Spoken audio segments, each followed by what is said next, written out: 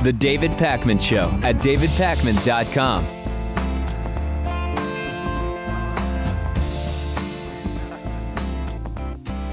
What a day filled with news today. Let's start with the jobs numbers, which were good again. So good, in fact, that John Boehner had to kind of admit the jobs numbers were pretty good. May was a really good month for employment. There was an expectation of about 222,000 jobs to be created, and May saw 280,000 jobs created. Unemployment steady, 5.5%. But not only that, we've already seen 1 million jobs created in 2015, and wages didn't go up as much as we had hoped, still 2.3% wage increase. Naturally, John Boehner had to try to put some negative spin on it, right? They have to try to do that. You can't just admit, yeah, you know, the 60-something consecutive months of private sector job growth are just pretty damn good. They always have to throw something negative in. So John Boehner, Speaker of the House, tweeting, quote, "It's always good news that more Americans found work, but too many are still looking for steady jobs and better pay." So what's he alluding to there, Lewis? Two right-wing talking points. The jobs are not good quality and the wages are not high enough. And we've talked about both of those talking points before. We have. This is interesting. I mean, this is a guy who, a lot of people in his party would eliminate the minimum wage. And here he is pointing out that people aren't making enough per hour. Lewis, if you eliminate the minimum wage, wages would go way up. You know, I don't think they would. I think they'd go way down. I think children would be working in sweatshops. It's super important for you to know both the talking points and the reality, because now that 2016 is starting to heat up, the economy and jobs are going to be a huge issue. So let's go through it piece by piece, as I like to do. First, the unemployment rate, right? You'll hear, 5.5% unemployment. That's the U3. You're not being told about the total number of people not in the workforce, which, although not exactly accurate, some people equate to the U6. So the difference between U3 and U6 is that the U3, when you hear 5.5%, that's the U3, which includes people who are actively looking for work and not currently working. Typically, they're actually filing an unemployment claim, whereas the U6, we are told, and it's true, includes discouraged workers, includes those who are underemployed, etc. It doesn't even really matter the specifics of what the U3 and the U6 are, because the argument from the right is based on the idea that even though the U3 is low right now, the U6 is just particularly high in comparison. The reality is that the U3 and the U6 have moved basically in parallel, dating back to Ronald Reagan. The U6 is no worse today relative to the U3 than it was under past presidents. So that is not an accurate talking point from the right. You'll also hear wages aren't going up. The reality is, number one, wages are going up, but slower than we would like. Wages always lag jobs in an economic recovery. But let's consider two new factors. Number one, the wage issue is not just related to President Obama and to the general recovery that's going on. And a new element to this, as we'll talk about later today, is that technological advancements may also be holding wages down. So the wage argument is a fair argument to have, but it's being made in a vacuum to just sort of point the finger at Democrats, which is not at all accurate. Yeah, it's unfair. It's a huge problem, and you're right. I think it has very little to do with the economic recovery, and so trying to link the two, I think, is dishonest. And the last lie, the third lie, is, well, jobs are being created, but they're disproportionately low quality, low wage jobs. There's a study that came out recently. We talked about this. The proportion of high quality jobs being created in this recovery relative to the percentage of jobs in the market that were high quality, high paying jobs is about equal. And the percentage of low wage jobs being created now relative to the broader economy basically matches what it was before the crash and during the initial stages of the recovery. So it's just not true. The types of jobs being created now basically mirror the proportion of those jobs in the economy at large. So know the talking points, know the reality, because we're going to be hearing a lot of these talking points as the 2016 election heats up, and Democrats broadly are attacked for not being good stewards of the economy, which we know to be empirically false. Let's talk about something going on with 9/11. There's a renewed round of pressure to release some redacted pages about 9/11 reporting that may suggest or may prove that Saudi Arabia was heavily involved in funding 9/11. Now, this might sound familiar because it's happened before. The Obama administration is again being pressured to release redacted parts, to unredact and release parts of a report which allegedly show that Saudi Arabia helped to directly finance the September 11th attacks. Rand Paul has been talking about this for a while. We've also heard about these sort of mythical blacked out pages from others, including Bob Graham, the former Florida senator. Some families of 9/11 victims have even been campaigning for several years to declassify these 28 pages.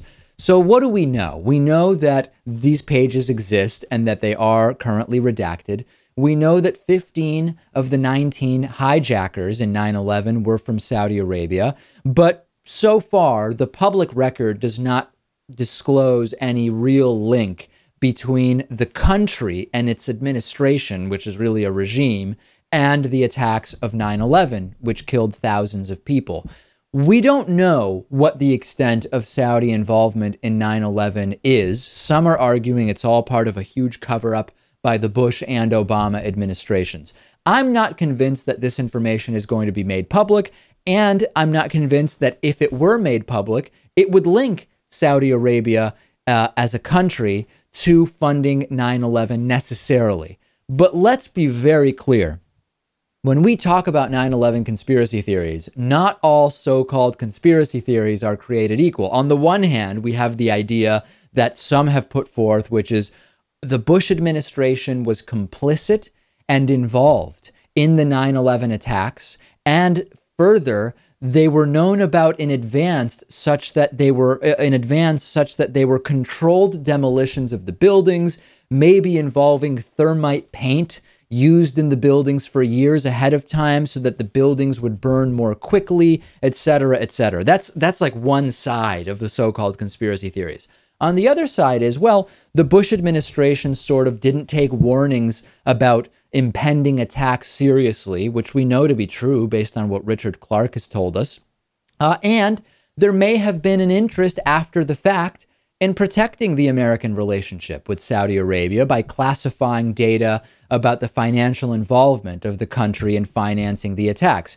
When people write off any claim about 9/11 as a crazy conspiracy theory, you sort of blur the lines between outrageous, extreme ideas and something that is really not that much of a stretch to me, which is, hey, the US has this buddy-buddy relationship with Saudi Arabia. Our leaders are kissing and holding hands with the royal family. We have public beheadings going on there. We have a completely backwards policy towards women and gays, and yet we see a strong desire by the American government to sort of keep that under wraps and keep our relationship going. Covering up a financial link is not a big stretch. Yeah, I think if someone were to tell me that it was the royal family who directly funded this, I would say, maybe not. Indirectly, well, maybe there's a chance. Others in Saudi Arabia, okay, probably a pretty good chance of that. But of course, this has to be kept hush-hush because of our relationship and because of sadly, our dependence on that relationship. And it's also the sort of codependence on maintaining stability in the region. People will say, well, we're not actually getting that much oil that we use here from Saudi Arabia. And while that's true, there's a sort of shared interest in the stability of the market. So I would like these pages to be unredacted, or to get a very specific explanation as to why they need to continue secret and redacted. Let's figure out what's going on there. Let's get some sort of explanation. Bernie Sanders, as we've told you many times, who is a Democratic 2016 presidential candidate, has been widely ignored by corporate media or framed as this sort of far-left socialist whose views are not in line with the American public. Last week, I told you that most Republicans agree with Bernie Sanders on issues of campaign finance and limits on both the amounts that individuals can donate to politicians and the disclosure associated with those donations. some overwhelming number, 75 or 80% of Republicans basically agree with Bernie Sanders on that. We now have more data about the agreement in the general population of this country with Bernie Sanders, even though he's framed as this out of the mainstream candidate. Let's talk about the wealth gap. 63% of Americans agree that the current distribution of wealth in this country is unfair. That includes, when you look at 63%, that includes Republicans, that includes independents. It's a sheer mathematical reality. Which candidate on the right is campaigning strongly on that issue? None. It's Bernie Sanders. Bernie Sanders is the guy that on the issue of the wealth gap most represents the views of this country. Let's talk about taxes. A new Gallup poll done earlier this month or late in May, I don't remember offhand now, shows that a majority, 52% of Americans, think that government taxation on the rich should be used to reduce the wealth gap. You hear from Bill O'Reilly, nobody wants redistribution of wealth. It actually turns out that slightly more than half of Americans want to specifically use taxation on the rich to reduce that wealth gap. Bernie Sanders is the candidate that is on the forefront advocating that tactic. Bernie Sanders is very concerned about student debt and wants to do something practical to combat that. 79% of Americans believe education beyond high school is not affordable for everybody, and 57% of people under 30 think that student debt is a problem for youth. That's Bernie Sanders, Lewis, who is proactively talking about that. It is. And yet I don't think the message is really that clear. He's being ignored on corporate media. Maybe it's up to us and up to, those savvy with the internet to make sure that message gets across. And it goes way further than this. A recent Yale Gallup poll shows that 71% of Americans believe global warming is occurring. 57% are sure that human activity is causing it. Bernie Sanders. Bernie Sanders is the primary candidate right now talking about climate change. And then, of course, healthcare. Bernie Sanders is the guy who has been most outspoken of everybody currently running with regard to single-payer healthcare, getting out of the status quo of for-profit, employer-driven healthcare. And 2/3 of Americans agree that the government has some basic duty to provide a minimum level of care to everybody. Populist, when applied to Bernie Sanders, is not just an empty statement. It is an accurate representation that Bernie Sanders most accurately represents the views of this country, and he's framed as the extremist outlier. Language is very powerful. Let's just hope that the language used against him is not going to be his downfall. Am I missing some key fact here? I really don't think I am. Tweet me if you want to tell me what it is I'm missing. Twitter.com/dpacman. The David Pakman Show at davidpakman.com.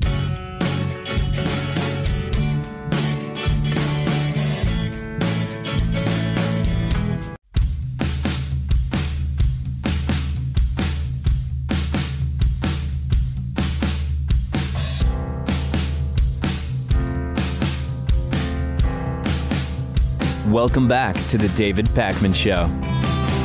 Thanks for being with me today. Let me tell you that our program is actually funded by our audience, people like you who decide they're going to vote with a few dollars and fund the work we're doing. You can join at davidpakman.com/membership. Today's new member of the day is Sonia Velez. Sonia, thank you for being a David Pakman Show member. Read about all the member benefits and subscribe today at davidpakman.com/membership. We're talking about 16 cents a day here, and that really goes a long way to support the work we are doing. If you ever shop on Amazon.com, you can also support the work we're doing. We have a banner that links to Amazon at davidpakman.com. I recommend clicking it and bookmarking that link, and then any shopping you do at Amazon will send us a little kickback. It doesn't cost you any more. We don't get any personal information about anybody who buys stuff. We just get a list of products. Interestingly enough, over the last week, a bunch of people, Lewis, buying Inspector Gadget DVDs. I used to love that show when I was a kid.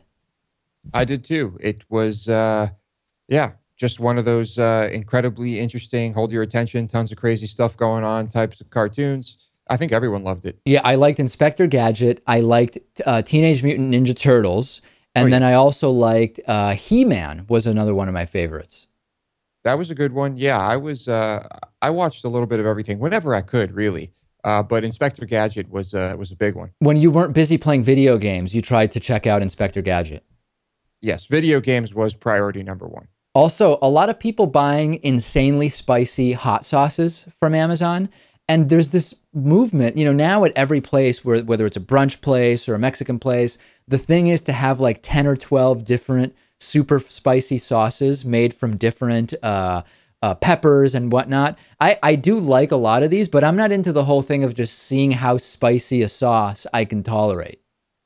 Yeah, that's not really, I mean, it's interesting that that's a trend up there. Down here, you've got spicy sauce everywhere, but you don't usually have 10 to choose from.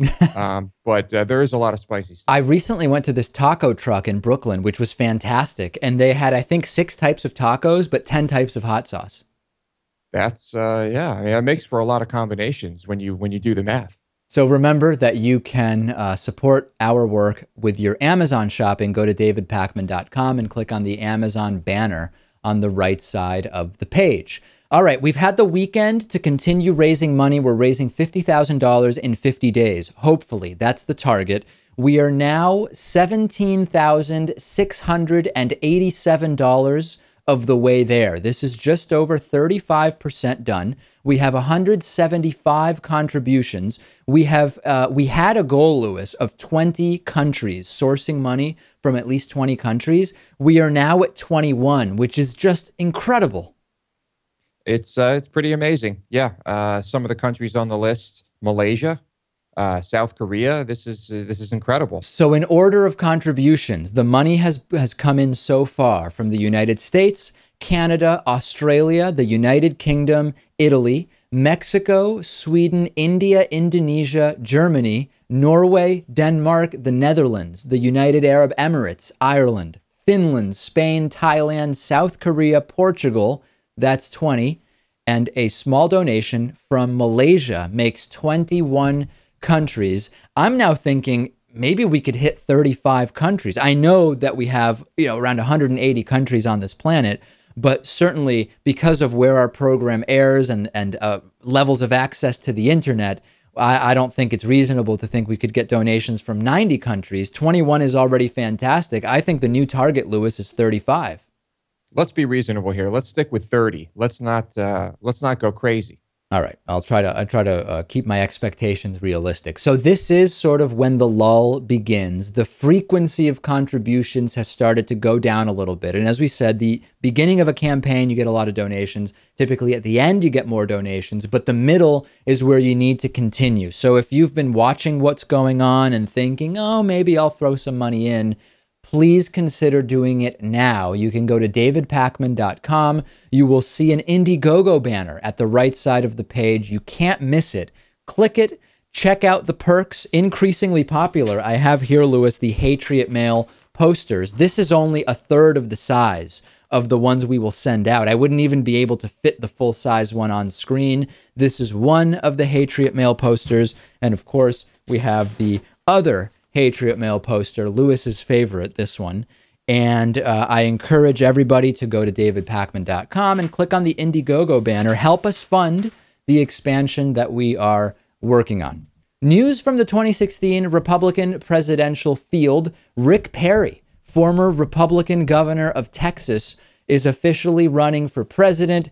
He was mostly just criticizing Obama in his campaign announcement, saying, quote, "We have the power to make things new again, to project America's strength again, and to get our economy going again. And that is exactly why today I am running for the presidency of the United States of America," going on to criticize President Obama, apparently ignoring over 60 consecutive months of private sector job growth, ignoring an unemployment rate that is and has been lower without repealing Obamacare than what Mitt Romney said he would achieve by the end of his first term, assuming he repealed the Affordable Care Act. Perry apparently not caring about any of that stuff. Rick Perry, I am thinking, Lewis, is the most ludicrous and preposterous candidate in the field right now? Well, I think that was Ben Carson, who has kind of disappeared. I think still Perry was a joke of a candidate in the last primary. He was a joke of a governor, and he's a joke of a human being. And I'm very much looking forward to his shenanigans now. The smartest thing Rick Perry did last time he ran for president was not accepting Mitt Romney's bet of $10,000 over some minor political disagreement during a debate. That was the smartest thing Rick Perry did. Now, some of the dumbest things he did were saying, for example, that inequality is not a problem because the Bible predicts poor people will exist. Tweeting that the district attorney is the most drunk Democrat in Texas. That wasn't smart. Calling for prayer in 2011 when Texas was having water problems. Basically, the elected governor of a state saying, let's do a rain dance, something essentially like a rain dance so that we get rain, saying that he never struggled with the possibility of executing an innocent person under the death penalty, which he has actually done, ordering Texas prisons not to follow rape prevention laws, and saying that the Affordable Care Act is a criminal act. You'll also remember when he told Christian soldiers to stand their ground against Obama. So a lot of stuff in the con column for Rick Perry. In the pro, he had the wits about him not to bet Mitt Romney 10 grand during a debate. Right. Making him look like more of I don't know, someone who's more in tune with your average Joe, I suppose. And it's so funny because we've gotten so far from any real connection to the average person in these debates that it's seen as a sign of almost Republican populism that Rick Perry didn't bet $10,000 against Mitt Romney on a whim. That actually distanced himself from Romney, who has who knows how many houses and his car elevator, couldn't identify a chocolate donut, and has made a living essentially picking apart companies and saying 47% of the country is just takers who will never contribute anything to society. Compared to that, Rick Perry saying, I don't really bet, and I'm not going to bet you 10 grand to see who's right about this. It was almost like a Bernie Sanders moment within the context of the Republican Party. It was, but I have a feeling that the only reason he didn't accept that bet is because he wasn't sure that he would win it. Right. Had he been sure he was right, maybe he would have bet the 10 grand. Yeah, because we know his judgment is terrible.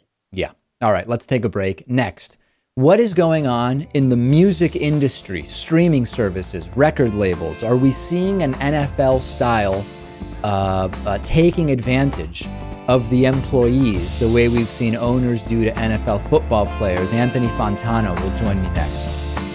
The David Pakman Show at davidpakman.com.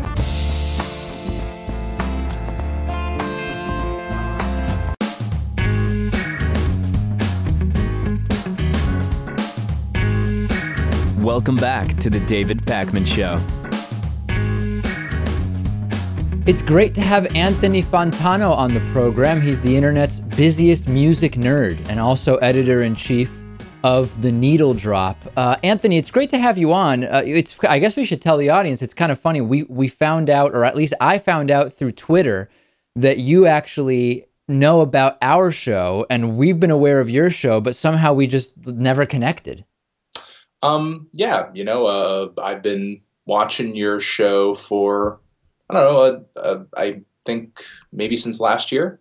You just put a lot of different news items up, and I don't know, there's some great YouTubers that I like that don't spend a lot of time watching YouTube, but I mean, I'm on YouTube, I make content on YouTube, but it's also because I just enjoy the platform, because I just like seeing, I guess, kind of alternative content in different genres, whether it be, sort of comedy or news or whatever. So yeah, I stumbled upon your stuff, and I've been watching it since. And you're very well versed in what's going on in the music industry, which is an industry that to me is very, very interesting. And to kind of get into this conversation, talk to us a little bit about a couple decades ago, the average musical artist who made money in that industry. Where was their revenue coming from, and how has that sort of shifted over the last few decades? I mean, if you're talking about if you're talking about a few decades ago, I mean, it would sort of depend on whether or not that artist were kind of a major label artist or an independent artist. I mean, depending on what sort of somebody's record contract could have been in the 90s, I mean, they could have been definitely seeing some revenue coming from ad sales, but even then, quite a few bands made a lot of money, or made quite a bit of a bulk of their money off of merch sales and playing live and stuff like that. As far as independent artists go, I mean, they may in fact see a larger share of money coming from album sales, or they may have been, but these days even that seems to be kind of dwindling just because of the wild west of the internet, which is kind of getting less wild by the year because things are kind of settling into, I guess, how things may in fact work industry-wise over the next few years. I mean, piracy used to be rampant, and it still is to an extent, but it's kind of getting slowly replaced by these free streaming services that people are kind of gravitating to, like Spotify and stuff like that. Spotify and these streaming services are kind of becoming the new radio in a sense. There are still some bits of the music industry that are still very, very radio-based and influenced, specifically kind of modern commercial pop country music. Radio still really seems to drive album sales in markets like that. But as far as like modern hip hop, pop, rock, especially electronic music, the big EDM thing right now, streaming services, and places like YouTube are really kind of a hub for people to find out about these new styles of music. And if people can kind of get buzz off of these records that they're putting out, they'll sort of see revenue today through maybe some big festival headlining spots, or maybe some kind of, lump sum of money that they and their label kind of agree on to sign with them. And then the label kind of takes a certain share of whatever the album sales are. So let me ask you more about that. I want to talk about the streaming services as kind of a separate thing.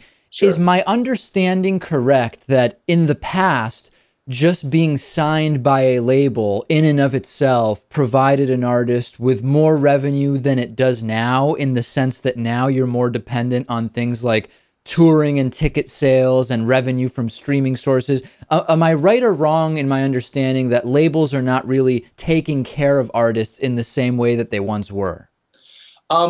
That's not necessarily the case. I mean, labels have been taking advantage of artists for, decades. Okay. The music industry is really no different from any other industry in that, some people are taken advantage of in the industry, but maybe it seems like the instances where that happens in the music industry are publicized more widely because the people who are being taken advantage of are famous in a sense. I mean, maybe one of the most notable examples is, and your viewers can and listeners can look into this themselves. I mean, TLC, the pop and R&B group who had some pretty big hits in the 90s, were infamously screwed over in their revenue toward the end of their career, having not only just virtually no money, but being in an incredible amount of debt to their record label.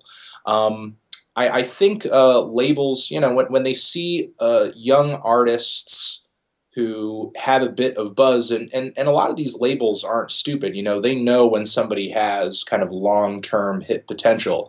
When they see a lot of these newer artists coming up that might have a hot single on the internet, or something like that, they might try to sign them really quickly and scoop them up, and the moment they're not popular anymore, just kind of drop them out of the blue, with no real intention of trying to, elongate their career or anything like that. I mean, what revenue they end up making off of these small artists that might have a sort of, here today and gone tomorrow internet hit, they'll take those dollars that they make and either invest them into their more surefire artists, or just into the infrastructure of the label itself. That sounds so similar to me. I think that's how things probably worked 20 years ago. It's just that the mediums and platforms through which they work today are different. Yeah, the dynamic of that sounds so similar to the conversation that we've been having over recent years about the National Football League, where when you hear about the issues going on and the dynamics between the owners and the players, people often react and say, hey, listen, you got rich owners and you've got rich players, and wah, wah, wah, they're still rich players. And when you look at the power dynamic that exists and you realize most of the players, like many artists, have a very short actual monetizable career, they end up with no health insurance.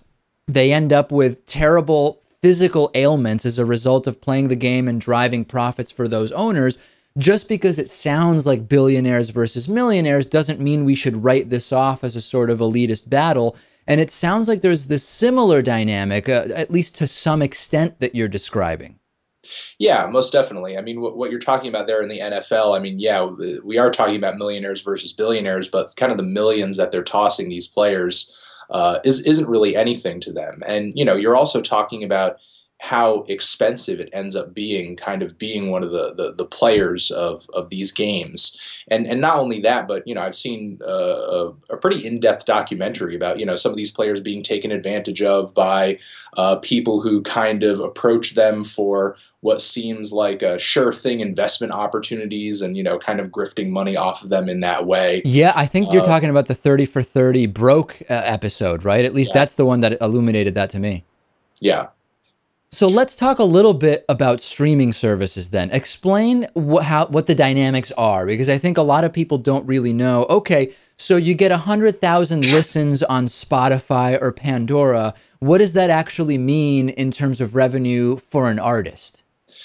I think it depends on sort of it depends on a few different things. What deal your label may have struck with Spotify or one of these streaming services in terms of what the amount of money is that you're going to get per amount of streams. And then after that sort of amount is agreed upon, then we're talking about how much money your label is going to be taking off of the top of that revenue before you even see a penny of it. Mm-hmm. In this kind of streaming services conversation, especially when we're talking about discussions surrounding this new streaming service that Jay-Z is kind of at the forefront of, a lot of people tend to demonize these streaming services for screwing artists over.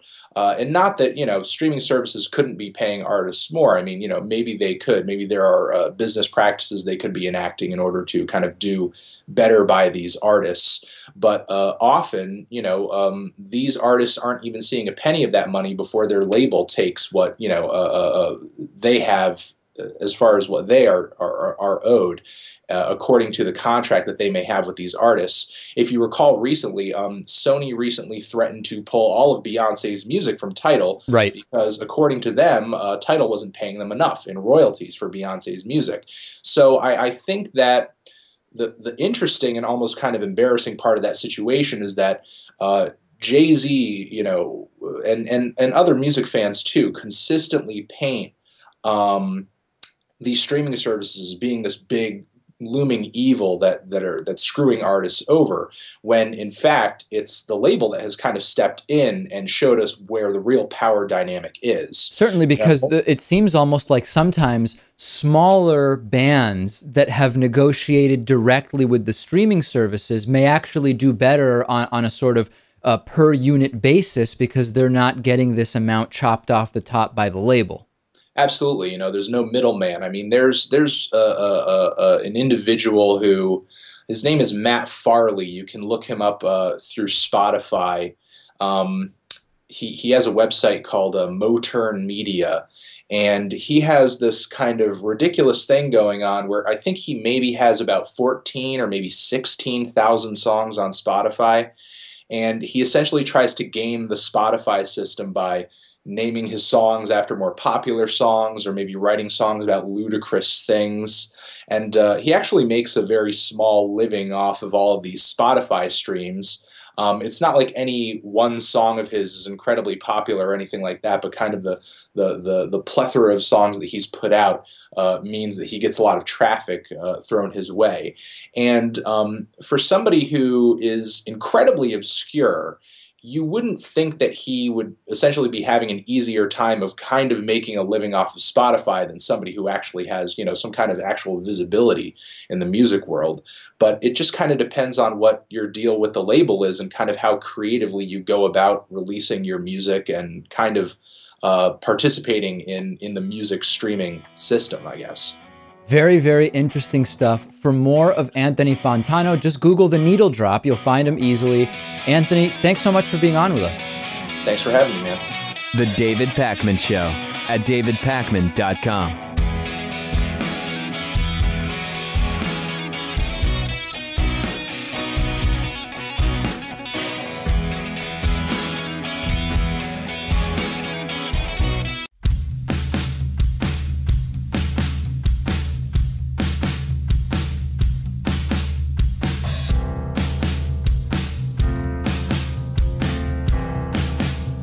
Welcome back to the David Pakman Show. It's been a little while since we heard from our buddy Pat Robertson, host of the 700 Club.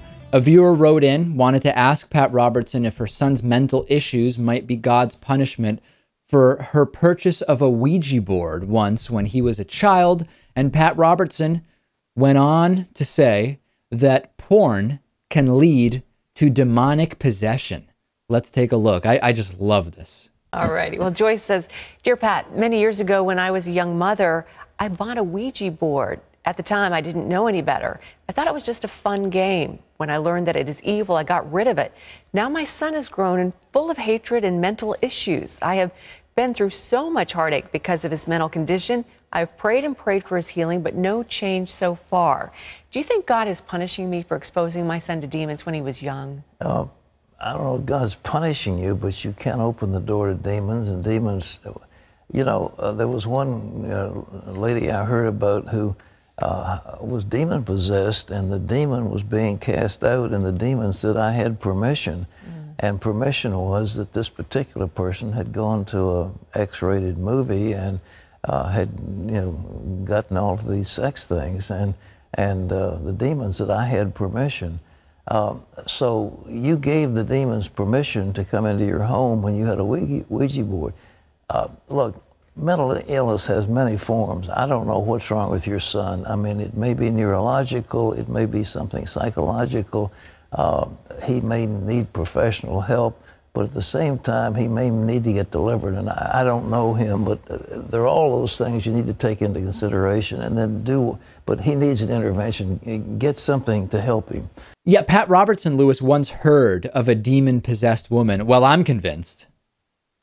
Pat Robertson's heard of a lot of things. He's even heard from God directly. So you got to take everything he says here with a grain of salt. Yeah, the Ouija board allowed in the demonic possession. It's so insane how a Ouija board obviously is no more demonic than a Monopoly board, but amongst these crowds like Pat Robertson, the Ouija board really can be a catalyst for all sorts of horrible things happening to your family. Some people, yeah, a lot of people are afraid of the Ouija board. And I've used a Ouija board before. Have you? I think so. I mean, it's completely bogus. Yeah, but it's, you know, you can't help but feel a little creeped out when you can't prove that the person across from you moved it. And they're denying it, and, you know, you don't know what to believe. It's unnerving. So I looked up the list of stuff that Pat Robertson has said is demonic in the past. So we have feng shui, yoga, karate, horoscopes, Twilight, paintings of Buddha, television shows about ghosts, Halloween, psychics, young girls levitating their friends at sleepovers, and sometimes adopted children from other countries. Oh, and sometimes sweaters that you got at a, like, secondhand can also have demons embedded in them. It's almost like everything but sending money to Pat Robertson could be demonic. I think, yeah, that's probably the end game here, I think. And even if you believe Pat Robertson, what a God that he worships, right? A God that would punish an innocent child for the transgressions of the mother in the past. It's a very vindictive and capricious God, as I've always said. Hey, we've been hearing in the wake of a couple of different stories related to the transgender community involving Caitlyn Jenner, for example, involving this Planet Fitness incident in Michigan where a woman was belligerently complaining about a transgender woman in the locker room. We've heard a lot of claims, including from people like Mike Huckabee, that there's this crazy, amorphous sort of hypothetical scary scenario where trans students or trans people will cause issues in bathrooms if they're in the bathroom that they identify with the gender, but may not have the physical parts associated with birth to that gender. Even Mike Huckabee recently saying, hey, if I had known about this, I would have pretended to actually be living as a woman just so I could sneak into the girls' locker room and check out girls. And this is a normal thing we hear all the time, Lewis. Oh, it's going to be molestation. It's trans people are pedophiles and they're creeps. And it's just going to be a crazy barrage of sex abuse and insane debauchery in bathrooms if we allow open and non-discriminatory trans policies. So Media Matters for America looked at the 17 largest school districts that have these trans-inclusive non-discrimination policies that are just so scary to people like Mike Huckabee. Not a single one of the schools, which serve more than 600,000 students, has reported a single inappropriate act, harassment, or negative consequence since they implemented these policies. The fear-mongering, like I said, is usually a combination of a few scenarios. Huckabee suggested straight students will say, I'm going to tell everybody that I actually identify as a different gender than the one that my body was born into, just to take advantage of checking out people that I'm attracted to in a different locker room or bathroom. That's one scenario. The other scenario is, well, trans people, rather than those faking it, the real trans people, are likely to be abusers or sexual predators. And then three is, oh, there's going to be all sorts of trauma and chaos for everyone involved, including the other people in the locker rooms or bathrooms. Not a single incident, Lewis, that represents any of these fears. Listening to Huckabee talk about it and the language he used, I can see how it's very easy for him to scare people into thinking that something sinister is happening when so many people have just never, have no interaction or experience with anyone in the transgender community. I'm increasingly convinced that what we really need to worry about is people like Mike Huckabee, because it doesn't seem that the trans community is causing a problem. It doesn't seem that the normal everyday kids and individuals who are in the locker rooms and bathrooms are having much of a problem. It seems it's people like Huckabee, who admittedly said he would have lied about his gender identity merely to check out girls. That's the community we need to worry about. Fortunately, it hasn't been an issue. Yeah, I'm not going to say that Huckabee is going to go beat up some transgender person, but, after giving a speech like that, he may, spark the flame that might.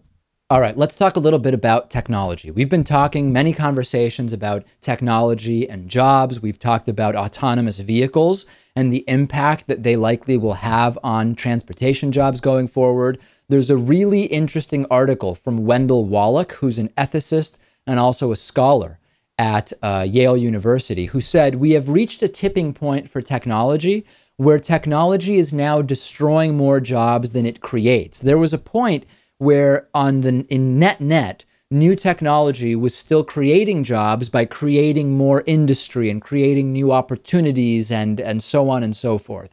And Wendell Wallach says now the combination of robots and 3D printing and autonomous technologies and so much else is now going to fuel technological unemployment.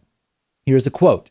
This is an unparalleled situation, and one that I think could actually lead to all sorts of disruptions once the public starts to catch on that we're truly in the midst of technological unemployment.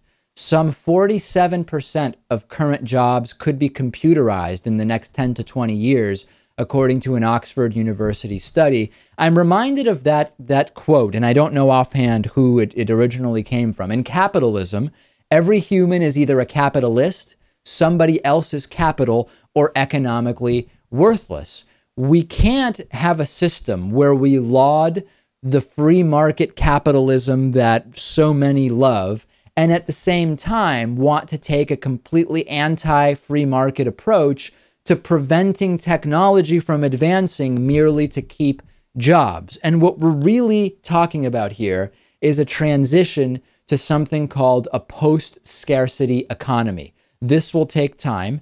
It should completely resolve abject poverty and hunger, but it likely won't, Lewis. It will likely lead, if we don't change our tune now and start thinking about this, to an even greater wealth gap. Yeah, in a perfect world, what you're suggesting is that the technology would do the work for us. The technology would provide what we need, and people wouldn't need to, we wouldn't need wage slaves anymore, right? The idea would be that this could disconnect us from that tired old cycle of work for money, money to live, live to work for money, money to live to work. We should be able to disconnect from that as this continues to happen. Unfortunately, I feel like our sort of weird stratification between capricious protectionism of certain industries combined with a broad amorphous free market ideology is not going to lead to that. And this is a much bigger topic, and I'm really interested in actually talking to some ethicists and futurists about this, and we will definitely do that on the show. On the bonus show today, eating your placenta does nothing. We will talk about all of these new fads that involve consuming placenta and all of this stuff. Studies seem to say there is no benefit to that. Huge shock. Also, a fascinating Seinfeld revelation and a couple of follow-ups. davidpakman.com/membership to sign up. And remember, the Indiegogo campaign is on. Contribute any amount that you can. Go to davidpakman.com and click on the Indiegogo banner at the right side of the page.